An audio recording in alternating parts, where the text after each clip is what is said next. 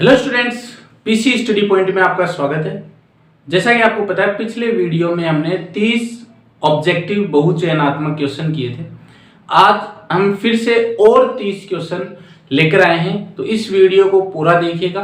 कितने क्वेश्चन सही होते हैं 30 में से, वो आपको कमेंट करके हमें बताना है। तैयारी कितनी है वो आप अपनी इस वीडियो में पता लग जाएगा। तो चलिए शुरू करते हैं। 31वां प्रश्न, 30 पिछले वाले हो गए, अब आज करते हैं 31वां प्रश्न जो है क्वेश्चन, वो आपकी स्क्रीन पे आ जाएगा। एक समरूप आवेशित ठोस अचालक गोले के कारण विद्युत क्षेत्र की तीव्रता अधिकतम होती है। समरूप आवेशित अचालक गोला, अचालक ठोस अचालक गोला समरूप आवेशित है, तो इस अचालक गोले के कारण विद्युत क्षेत्र की तीव्रता अधिकतम कहां पर होगी वो हमें बताना है। तो देखिए, अगर गोले के अंदर विद्युत क्षेत्र है तब तो वो समानुपाती होता है आर के, और गोले के बाहर है तब वो व्युत्क्रमानुपाती और स्क्वायर के हो जाता है, व्युत्क्रमानुपाती दूरी की स्क्वायर के। तो ग्राफ जो बनता है वो कुछ इस तरीके से बनता है। यहाँ पर आर, इधर विद्युत क्षेत्र, ये हो गई सतह है। तो यहाँ पर तो जैसे जैसे दूरी बढ़ेगी वैसे वैसे विद्युत क्षेत्र का मान बढ़ता है, सतह पर अधिकतम होता है और फिर बाद में व्युत्क्रमानुपाती के हिसाब से कम होता जाता है। तो देख लीजिए, सबसे अधिकतम कहां पर होगा? सतह पर होगा। तो इसका सही आंसर होगा ब, सतह के ऊपर। चलिए, ये था क्वेश्चन। अब है, शुरू करते हैं 32वां क्वेश्चन।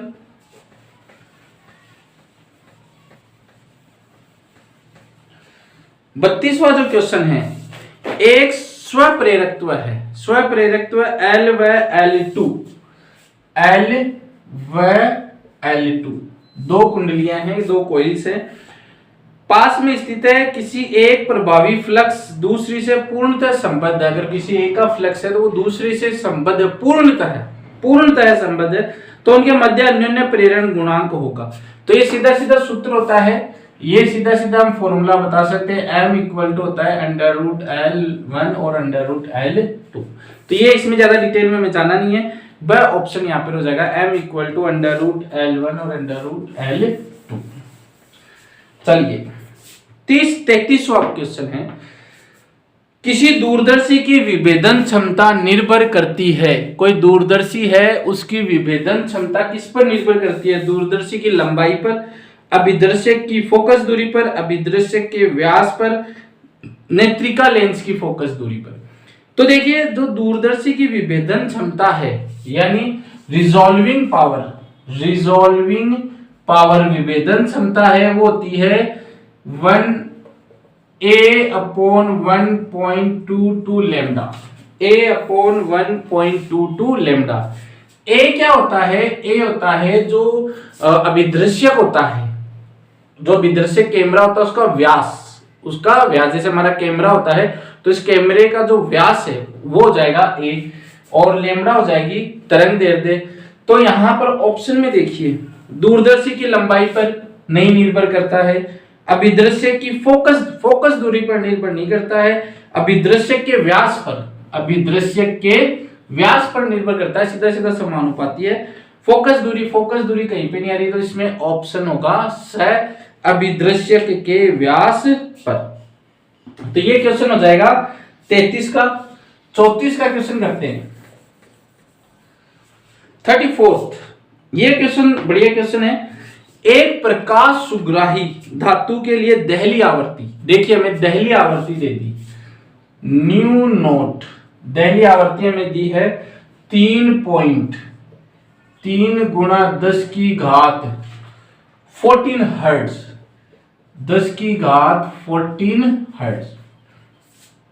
यदि इस धातु पर कोई आवृत्ति है, वो डाल रहे हैं हम न्यू, ये तो दहली आवृत्ति होगी। अब कोई आवृत्ति है 8.2 गुणा 10 की घात 14 हर्ट्ज, तो दहली आवृत्ति से ज्यादा है, यानी इलेक्ट्रॉन उत्सर्जित होने वाले हैं। आवर्तित का प्रकाश आपतित होता है।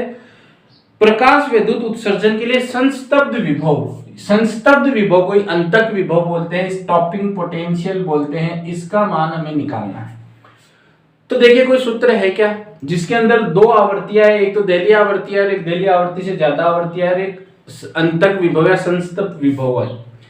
तो देखिए आइंस्टीन का प्रकाश विद्युत समीकरण हमने पढ़ा है, उसमें ऐसा पढ़ा है एच न्यू ऊर्जा का हम प्रकाश डालते हैं तो वो दो काम करता है, एक तो गतिज ऊर्जा का और एक होता है कार्य फलन। और गतिज ऊर्जा किसके बराबर होती है? गतिज ऊर्जा होती है अंतक विभव के, स्टॉपिंग पोटेंशियल के, और कार्य फलन होता है एच न्यू नॉट। ये एच न्यू नॉट इधर आ जाएगा तो H new minus H new not बराबर ई वी नॉट, और वी नॉट बराबर हो जाएगा V नोट बराबर हो जाएगा ई इधर अपोन में आ जाएगा, एच हम कॉमन ले सकते हैं तो H upon E nu minus nu nought, ये फॉर्मूला हो जाएगा V nought equal to H upon E nu minus nu note.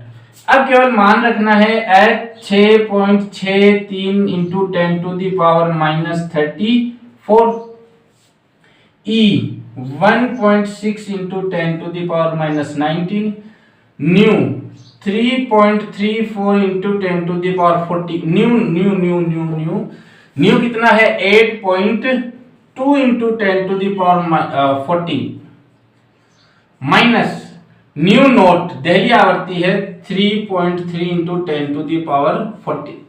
Solve करने का तरीका ये है, यहां पर 10 टू दी पावर 14 है, 10 टू दी पावर 14 है, इसको तो ले लेंगे कॉमन, फिर 8.2 में से 3.3 को माइनस करते हैं, 8.2 में से 3.3 तो 9, और 7 में से 3 यानी 4.9, तो यहां पर ये आ जाएगा V nought equal to 6.63 into 10 to the power minus 34, 1.6 into 10 to the power minus 19, और ये हो जाएगा 4.9 इंटू 10 टू दी पावर 14। तरीका मैंने बता दिया, अब आपको करना क्या है, आपको सॉल्यूशन करना है, इसको सॉल्व करना है। आंसर आपको कमेंट बॉक्स में बताना है, कमेंट बॉक्स में लिख दीजिएगा क्वेश्चन नंबर 34, आंसर ए ब या वैल्यू लिखना चाहो तो वो कर सकते हो। देखते हैं कितने कमेंट आते हैं, देखते हैं कितने सही होते हैं, ठीक है। अब क्वेश्चन करते हैं, देखो मैं बता दूंगा 2 मिनट लगेंगे, आपको प्रैक्टिस करनी है, प्रैक्टिस कीजिए, अगर नहीं होगा तब जरूर हम आपको अलग से हमारे टेलीग्राम ग्रुप पे सॉल्व करके भेज देंगे। चलिए अगला क्वेश्चन की ओर बढ़ते हैं। द्रव्यमान संख्या में वृद्धि होने पर, द्रव्यमान संख्या में अगर हम वृद्धि करते हैं तो नाभिक से संबंधित कौन सी राशि अपरिवर्तित रहती है? अगर द्रव्यमान संख्या में वृद्धि करेंगे तो द्रव्यमान बदलेगा, आयतन भी बदलेगा, बंधन ऊर्जा भी बदलेगी। घनत्व की अगर हम बात करें तो घनत्व नियत होता है, और घनत्व जो होता है उसका फॉर्मूला होता है 3m/4 पाई और r नॉट की घात 3, और ये मान हम निकाल सकते हैं 2.3 गुणा 10 की घात 17 kg बटा मीटर क्यूब। तो यानी घनत्व का मान नियत है, तो कौन सी राशि अपरिवर्तित रहेगी? नियत घनत्व जो है वो अपरिवर्तित रहेगा। चलिए अब एक n प्रकार का अर्धचालक है, तो वो ऋणावेशित होता है, धनावेशित होता है, उदासीन होता है, इनमें से कोई नहीं। कौन सा अर्धचालक है? n प्रकार का अर्धचालक है, n प्रकार। अब n प्रकार का अर्धचालक है तो मुक्त अवस्था में क्या है? इलेक्ट्रॉन है। लेकिन गौर करने वाली बात है, इलेक्ट्रॉन मुक्त होकर उसी, अगर ये हमारे पास n प्रकार का अर्धचालक है, इलेक्ट्रॉन फ्री है, तो इसी के अंदर घूम रहा है, इसी के अंदर घूम रहा है, यानी इलेक्ट्रॉन और प्रोटॉनों की संख्या है, इलेक्ट्रॉन और होलों की संख्या नियत है, नियत है, फिक्स है। इलेक्ट्रॉन अगर बाहर आएगा तो इस पर आवेश आएगा, लेकिन इलेक्ट्रॉन इसी के अंदर घूम रहा है, इसलिए n प्रकार का अर्धचालक हो या p प्रकार का अर्धचालक हो, विद्युत के उदासीन होते हैं, क्योंकि आवेश तभी आता है जब इलेक्ट्रॉन बाहर निकल जाएगा या इलेक्ट्रॉन एक इलेक्ट्रॉन का ग्रहण होगा। तो n प्रकार का अर्धचालक जो होता है वो विद्युत का उदासीन होता है। चलिए 37 का प्रश्न, विद्युत चुंबकीय तरंगों के अस्तित्व का सिद्धांत न्यूटन, हर्ट्ज, मैक्सवेल, हाइगेन। तो विद्युत चुंबकीय तरंगों का जो सिद्धांत है वो मैक्सवेल ने दिया था। 38 का क्वेश्चन बहुत ही, अगर आता है लॉजिक पकड़ लिया तो 1 सेकंड का क्वेश्चन है, नहीं तो सॉल्व करते हुए रह जाओगे। एक यदि 6 समान सेल हैं, 6 सेल हैं वो समान हैं, विद्युत वाहक बल इन सबका समान है और समांतर क्रम संयोजन में। और कितना विद्युत वाहक बल है? 6 वोल्ट विद्युत वाहक बल है। क्रम कौन सा है? समांतर क्रम है। समांतर क्रम में संयोजन तो उनके संयोजन का विद्युत वाहक बल। तो देखिए समांतर क्रम में जब होते हैं तब विद्युत वाहक बल समान रहता है, श्रेणी क्रम जब होता है तब विद्युत वाहक बल बदलता जाता है। तो यहाँ पर समांतर क्रम है तो संयोजन जो बनेगा उसका भी विद्युत वाहक बल कितना रहेगा? 6 वोल्ट ही रहेगा। ऐसा हमने पढ़ा भी हुआ है। अगर समांतर क्रम है तो ई इक्विवेलेंट ही ई होता है, जो भी ये रहेगा सबका वही ये रहेगा। यह करने की जरूरत ही नहीं, इतना ही समझना है समांतर क्रम में विभवांतर नहीं बढ़ता है, विद्युत वाहक बल समान रहता है। तो 6 वोल्ट है तो सभी का 6 वोल्ट है तो संयोजन का भी 6 वोल्ट होगा। 39 का प्रश्न, सोडियम की प्रकाश विद्युत प्रभाव के लिए, सोडियम की प्रकाश विद्युत प्रभाव के लिए दिल्ली आवृत्ति के संगत तरंग दैर्ध्य दे दी 5000 एंगस्ट्रॉम। तो दिल्ली आवृत्ति के संगत यानी दिल्ली आवृत्ति के संगत तो लैम्ब्डा नोट में दे दिया 5000 एंगस्ट्रॉम। तो ये हो गया 5000 गुणा 10 की घात -10 मीटर। ये दे दिया। कार्यफलन पूछा है। क्या पूछा है? कार्यफलन। तो कार्यफलन का सूत्र होता है फाई बराबर एच न्यू नोट। आवृत्ति होती है तो इसको हम H C upon lambda nought लिख सकते हैं, न्यू की जगह सी अपॉन लेमड़ा। दिल्ली आवृत्ति है तो तरंग दैर्ध्य हो जाएगी लेमड़ा नोट। एच जो होता है वो होता है 6.63। देखिए ऑप्शन देखिएगा यहाँ पे जूल में दिया हुआ है इसलिए हम जूल में लेके चलेंगे। 6.63 गुणा 10 की घात -34 जूल सेकंड। सी 3 इंटू 10⁸ मीटर प्रति second square upon lambda note 5000 गुणा 10 की घात -10 मीटर। सेकंड से ये सेकंड कट गया, मीटर से ये मीटर कट गया, और जो ये मीटर प्रति सेकंड होता है मीटर प्रति सेकंड इसका जो त्वरण का हो जाएगा। तो ये सेकंड से सेकंड कट गया, ठीक है, सेकंड से सेकंड कट गया। तो देखिए सी जो होगा, चलिए आगे सॉल्व करते हैं। तो 6.63 इंटू 10⁻⁻34 और इंटू 3 इंटू 10⁸ बच गया कितना? जूल। और 5000 कैसे लिख सकते हैं? 5 गुणा 10 की घात 3 गुणा 10 की घात -10। 3 से इसको मल्टीप्लाई कर देते हैं तो 6.63। वैसे आप लोगों को करना चाहिए 3 3 जा 9, 6 3 जा 18 और 19.89 अपॉन 5 10⁻⁻34 प्लस 8, ये माइनस का है तो ऊपर आकर प्लस 10, ये माइनस का हो जाएगा। तो इसको सॉल्व करके डिवाइड करते हैं। फिर तो 5 4 जा 5 3 जा 15। देखिए 3 से कुछ स्टार्ट हो रहा है क्या? 3 से फिलहाल तो कोई नहीं स्टार्ट हो रहा। चलिए देखते हैं। 5 3 जा 15 तो 4 रिमाइंडर बच गया, तो पॉइंट करेंगे तो 5 9 जा 45 और फिर वापस से 30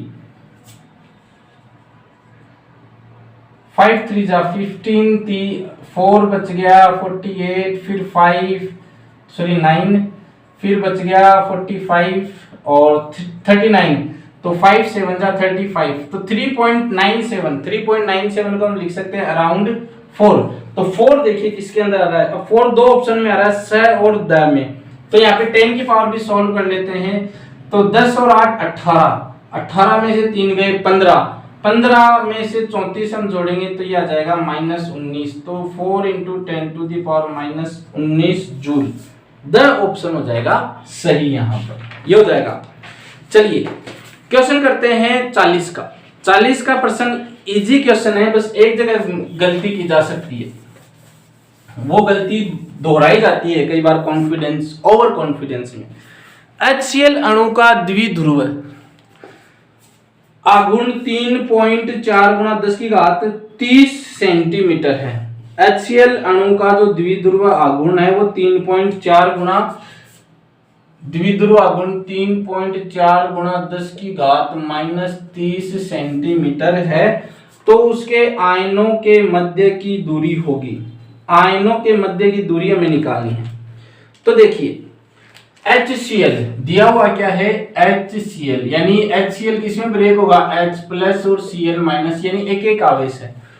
और P बराबर होता है Q इंटू 2A, और 2A ही होती है उनके बीच की दूरी। तो हमें इस 2A का मान निकालना है ना कि A का मान निकालना है, यहाँ पे कंफ्यूजन हो सकता है।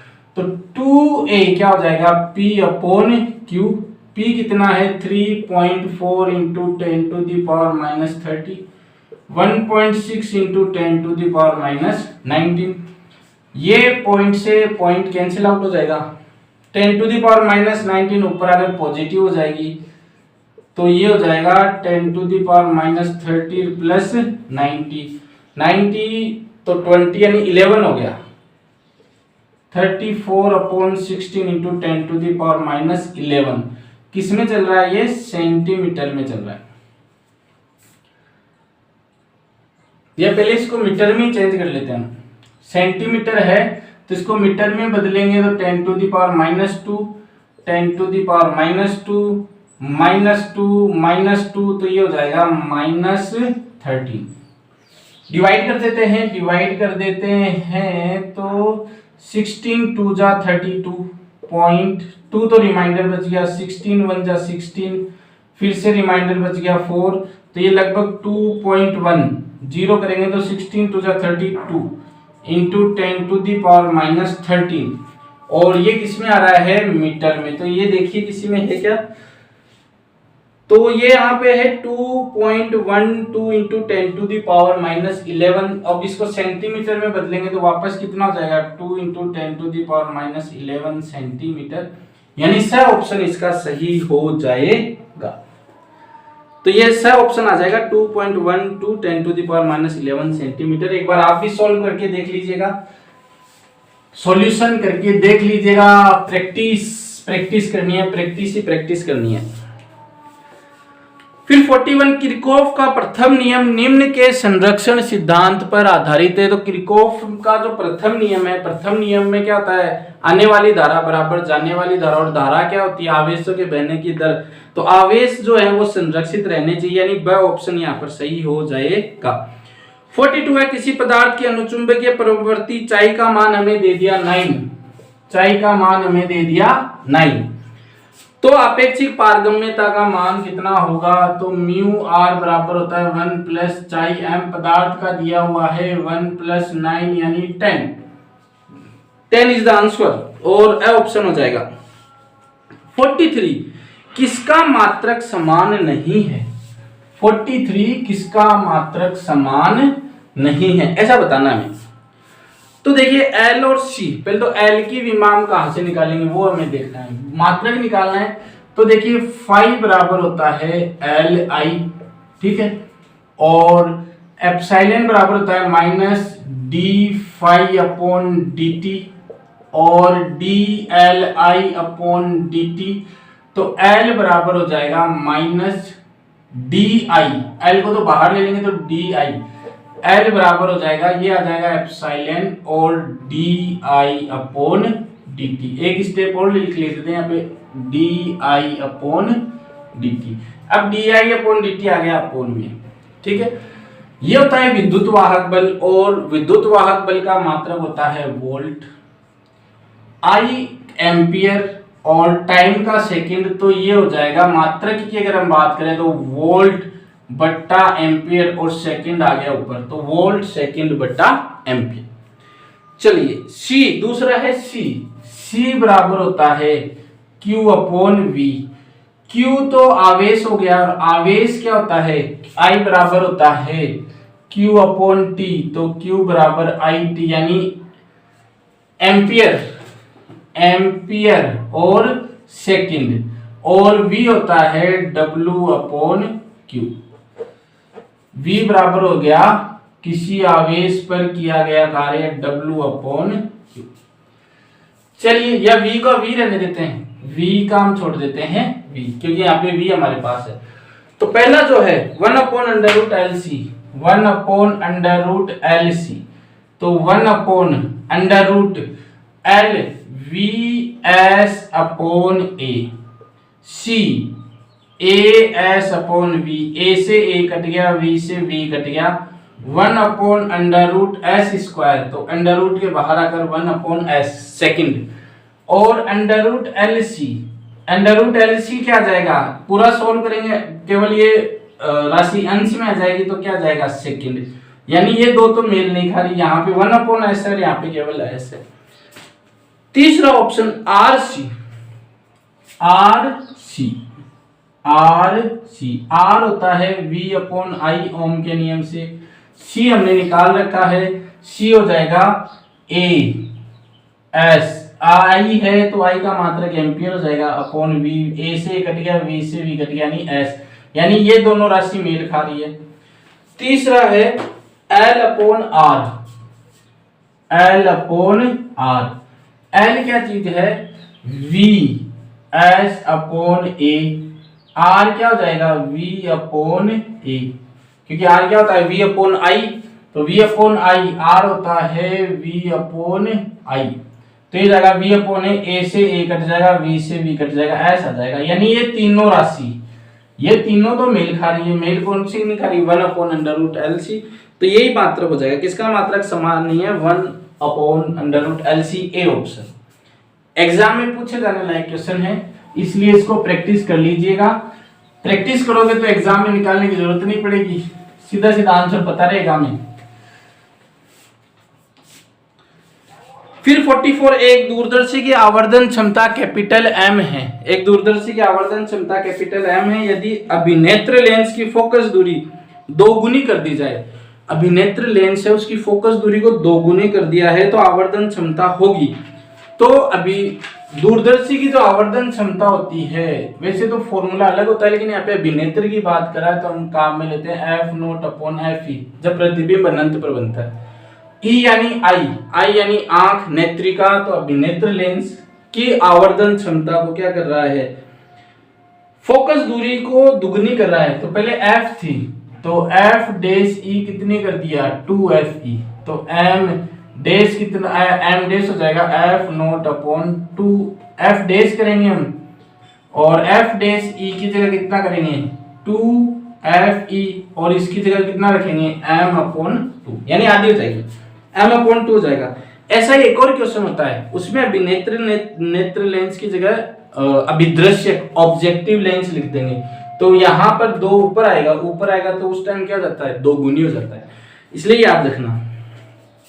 45, निरोधी विभव का मान निर्भर करता है, तो देखिए निरोधी विभव जो है वो किस पर निर्भर करता है, आवृत्ति पर निर्भर करता है। निरोधी विभव समानुपाती गतिज ऊर्जा समानुपाती किसके हो जाएगा, निरोधी विभव के, तो निरोधी विभव आपतित प्रकाश की आवृत्ति पर निर्भर करता है। एक उभयनिष्ठ आधार ट्रांजिस्टर प्रवर्धक में धारा लाभ उभयनिष्ठ कॉमन बेस के लिए क्या होता है अल्फा, अल्फा का मान होता है 1 से कम, तो यहां पर क्या आ जाएगा 1 से कम, यानी स ऑप्शन हो जाएगा। 47, एक टीवी संप्रेषण में टावर की ऊंचाई 240 मीटर है, वह दूरी जहां तक प्रसारण हो सकता है, दूरी पूछी गई है हमसे, तो सिंपल सा सूत्र है D बराबर अंडर रूट 2RH, 2R है 6.4 into 10 to the power 6 metre, और H है 240 मीटर सॉरी, H कितना है 240 मीटर। अब इसको करना क्या है, आपको सॉल्व करना है और सॉल्व करके हमें आंसर बताना है कमेंट बॉक्स के अंदर, क्योंकि फॉर्मूला बेस्ड है, केवल आपको सॉल्यूशन करना है, वीडियो को ज्यादा लंबा नहीं करेंगे। 48 क्वेश्चन है, नोर द्वार किन 2 द्वार से मिलकर बनता है, नोर द्वार बिल्कुल ही जैसा क्वेश्चन है, नोर द्वार मिलकर बनेगा नोट प्लस और, तो नोट प्लस और ढूंढो, नोट प्लस और या और प्लस नेट, यानी ब ऑप्शन यहाँ पे सही हो जाएगा, और प्लस नोट। चलिए फिर 49 क्वेश्चन इजी सा है, जर्मेनियम में वर्जित ऊर्जा अंतराल लगभग, तो जो वर्जित ऊर्जा अंतराल है डेल ई वो दिया हुआ है 0.7 इलेक्ट्रॉन वोल्ट। वह तरंग दैर्ध्य जिसका अवशोषण जर्मेनियम प्रारंभ करेगा। तो अब तरंग दैर्ध्य निकालनी है। देखिए जो फॉर्मूला में लिख रहा हूं del E equal to H nu H C upon lambda. ये फॉर्मूला 11 से लेकर 17 चैप्टर के हर चैप्टर के अंदर है। ये बस अलग अलग टाइप के क्वेश्चन आता है और एक क्वेश्चन पूछ लिया जाता है, तो ये फॉर्मूला याद होना चाहिए में। H C 1242 electron volt nanometre. और हमसे पूछिए तरंग दैर्ध्य पूछिए तो लेमडा चला जाएगा उधर, लेमडा बराबर हो जाएगा H C upon del E. तो एच सी तो हमने ये वैल्यू रख दी, डेल ई हमें दिया हुआ है 0.7 इलेक्ट्रॉन वोल्ट। तो इलेक्ट्रॉन वोल्ट से तो इलेक्ट्रॉन वोल्ट कैंसिल आउट हो जाएगा और ये 7/10 हो जाएगा। तो 10 चला जाएगा ऊपर, तो 1242/7 10 आ गया ऊपर। नैनोमीटर है तो 10⁻⁻9 मीटर। डिवाइड कर देते हैं तो 7 1 जा 7, 1 टाइम ही जाएगा। 7 और 4 11, 7 और 5 12, तो 5 54, 54 तो 7 6 42, 7 7 49, 7 2 7 49। तो ये 1 7। तो देखिए इतना ज्यादा करने की जरूरत ही नहीं है, केवल वह ऑप्शन है जिसमें ये 17 आ रहा है। तो ये ऑब्जेक्टिव का कमाल है, इतनी चीज आती है, पूरा सॉल्व करने की जरूरत नहीं, वह ऑप्शन आपका सही हो जाएगा। 50th क्वेश्चन है विद्युत चुंबकीय तरंगे परिवहन नहीं करती है। विद्युत चुंबकीय तरंगे, देखिए विद्युत चुंबकीय तरंगे अपने साथ ऊर्जा लेकर जाती है, दाब लगाती है और सूचना तो लेके जाती है। सूचना मैं जैसे दे रहा हूं, अब वो जो श्रव्य संकेत के माध्यम से मोबाइल के अंदर आ रही है, मोबाइल फिर क्या कर रहा है उसको विद्युत चुंबकीय तरंग में बदलकर YouTube पे अपलोड कर देगा, ठीक है ना। YouTube पे अपलोड होकर फिर वो सब जगह जाएगी, तो विद्युत चुंबकीय तरंगों के माध्यम से वो सब जगह चली जाएगी, यानी सूचना जाती है। दूसरा एग्जांपल मंगल ग्रह से या जितनी भी सूचनाएं आ रही है वो किसके माध्यम से आ रही है, विद्युत चुंबकीय तरंगों के माध्यम से आ रही है। तो यहाँ पर ऑप्शन हो जाएगा आवेश लेकर नहीं जाती है कि मेरे पास आवेश है उसको लेकर जाए, नहीं, ऊर्जा लेकर जाती है, संवेग लेकर जाती है, सूचना लेकर जाती है। तो ये हो जाएगा इसके अंदर 51वां क्वेश्चन है दो आवेशों के मध्य बल F है। दो आवेशों के मध्य बल कितना है F। अब उनके मध्य की दूरी को 3 गुना कर दिया, तो नया F डैश बराबर K Q1 Q2 upon R square.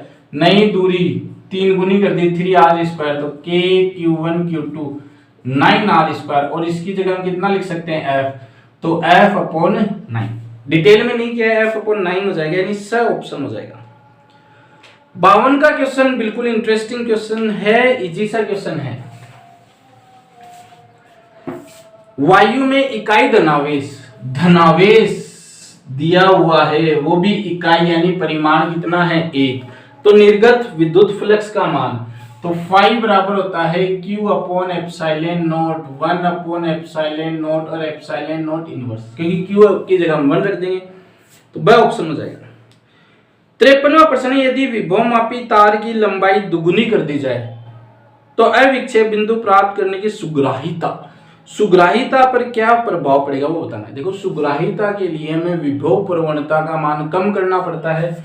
विभव प्रवणता के बराबर होती है V अपॉन L। L को हम बढ़ाएंगे तो विभव प्रवणता कम हो जाएगी, विभव प्रवणता कम हो जाएगी तो सुग्राहिता बढ़ जाएगी, यानी वह ऑप्शन इसमें सही हो जाएगा, सुग्राहिता बढ़ जाएगी अगर लंबाई दोगुनी करेंगे तो। फिर 54th इजी सा क्वेश्चन है, बस एक बार किया हुआ होना चाहिए। यदि दो एकांक प्रबलता के चुंबकीय ध्रुवों के मध्य की दूरी 1 मीटर है, दो चुंबक हैं NS, ध्रुव प्रबलता कितनी है इनकी, एकांक ध्रुव प्रबलता है, यानी जो फोर्स लगेगा F बराबर K M1 M2 upon R square, तो K 1 into 1 और R स्क्वायर है, ठीक है। तो इनके मध्य लगने वाले बल का मान होगा, चुंबकीय दूरी भी 1 मीटर दी हुई है, तो ये भी कितना हो जाएगा 1, यानी F बराबर हो जाएगा K। और K जो होता है K बराबर होता है mu nought upon 4 pi equal to 10⁻⁻⁷ newton हो जाएगा यहाँ पर। तो कितना आ जाएगा 10⁻⁻7 न्यूटन, ये आ जाएगा सिंपल सा, वो ऑप्शन हो जाएगा। 55th, चुंबकीय फ्लक्स और प्रतिरोध का अनुपात का मात्रक निम्न में से कौन सा है? चुंबकीय फ्लक्स और प्रतिरोध, चुंबकीय फ्लक्स और प्रतिरोध। तो पहले फ्लक्स की बात कर लेते हैं हम। फ्लक्स फाई बराबर, फाई होता है B.S या BS, B होता है चुंबकीय क्षेत्र, S होता है क्षेत्रफल, F बराबर होता है QVB, तो B बराबर हो जाएगा F/QV। देखिए बिल्कुल स्टार्टिंग से बता रहा हूं, नहीं भी आता है किसी को ये क्वेश्चन तो बिल्कुल वहां ऑन द स्पॉट एग्जाम में किया जा सकता है। तो फ्लक्स कितना हो जाएगा, B की जगह हम रख देंगे F, Q हो गया आवेश, V हो गया वेग और DS हो गया क्षेत्रफल। ठीक है, R की बात कर लेते हैं। R बराबर V/I, V बराबर W/Q/I और W कार्य बल गुणा विस्थापन। तो बल F, विस्थापन को हम दिखा देते हैं, देखिए विस्थापन को विस्थापन ही लिख देते हैं, कंफ्यूजन क्रिएट हो जाएगा। A लिखेंगे तो एम्पियर हो जाएगा, S लिखेंगे तो वहां पे क्षेत्रफल है ही, विस्थापन को हमने विस्थापन लिख दिया। Q और I, चलिए तो φ/r करना है तो φ/r, फाई का मान रख देते हैं F/QV इंटू DS, F/ विस्थापन और QI। कुछ कटेगा क्या? F से तो F कट जाएगा, Q से कट जाएगा Q। चलिए DS यानी मीटर स्क्वायर प्लस क्षेत्रफल है, I ऊपर आ जाएगा तो ये आ गया I और V आ जाएगा ऊपर, और V होता है मीटर प्रति सेकंड, V होता है मीटर प्रति सेकंड। विस्थापन हो जाएगा मीटर, मीटर स्क्वायर से मीटर स्क्वायर कैंसिल आउट और ये S चला जाएगा ऊपर तो I इंटू S और I जो होता है Q/T, Q/T, T को हम S लिख लेते हैं, ये S से S कट जाएगा यानी यहाँ पर क्या बच जाएगा आवेश। तो इसका ऑप्शन हो जाएगा आवेश है, किस राशि के बराबर है। देखिए किसी को कुछ भी नहीं आता है, केवल बेसिक पता है किस तरीके से करना है, तो ये क्वेश्चन कमाया जा सकता है 1 नंबर। 56 का क्वेश्चन इजी सा क्वेश्चन है, वैसे तो सारे इजी हैं, प्रैक्टिस करें तो, प्रैक्टिस नहीं की भी तब मुश्किल हो सकता है। एक ट्रांसफॉर्मर जो है वो 220 वोल्ट को किसमें बदल रहा है, 2200 वोल्ट में, 220 वोल्ट को 2200 वोल्ट में बदल रहा है। और यदि ट्रांसफॉर्मर के द्वितीय कुंडली यानी सेकेंडरी के अंदर फेरों की संख्या कितनी है, 2000, फेरों की संख्या है 2000, तो प्राथमिक कुंडली में फेरों की संख्या हमें निकालनी है। तो बिल्कुल सिंपल सा सूत्र है, VS/VP बराबर NS/NP। VS ये है प्राइमरी के लिए, ये है सेकेंडरी के लिए, तो प्राइम VS हो गया 2200, VP हो गया 220, NS हो गया इक्वल टू NS हो गया 2000 और NP हमें फाइंड आउट करना है। ये 0 से 1 0 कट गया और ये आ गया 10 क्यों, हाँ 10 बार आ गया और ये 0 से 0 कट गया तो NP बराबर हो गया 200। चक्कर है, चक्रों का कोई मात्रक नहीं होगा, तो यहाँ पे देख लीजिए 200 किस में आ रहा है, 200 आ रहा है स आंसर हो जाएगा। 57th question, 57th question important question है, इसको मैं अलग से एक वीडियो में भी समझाऊंगा, अभी मैं आपको कंसेप्ट बता देता हूं। 10 इलेक्ट्रॉन वोल्ट की गतिज ऊर्जा, 10 इलेक्ट्रॉन वोल्ट की गतिज ऊर्जा में दी हुई है के इलेक्ट्रॉन से संबंध दे ब्रोगली तरंग दैर्ध्य हमें निकालनी है। तो सूत्र तो लगेगा, वो लगेगा लैम्बडा बराबर h/√2m की, h/√2m इलेक्ट्रॉन दिया हुआ है तो 9.1 × 10⁻31 के हमें दिया हुआ है 10, इलेक्ट्रॉन वोल्ट को बदलेंगे जूल में तो 1.6 इंटू 10⁻⁻19 और एच की जगह हम रख देंगे 6.63 इंटू 10⁻34। ये आपके लिए एक कमेंट मान लो या आपके लिए एक चैलेंज है।